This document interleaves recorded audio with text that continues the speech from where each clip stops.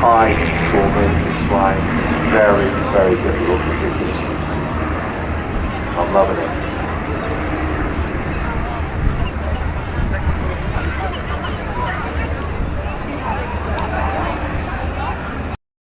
Staying in that thick formation to go through.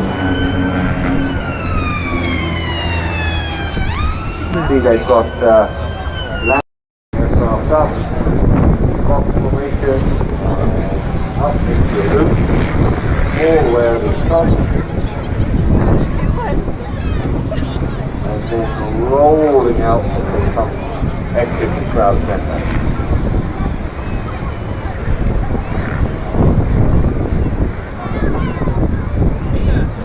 Now, of course, this moves out to the right. What in these positions, that's really good flying. When it comes to just steady wind, it's easy to deal with. But when you've got gusty wind like that, you fly that close to somebody and then roll the aircraft around, that's really good flying. Now coming from your left, the foreship is back in town.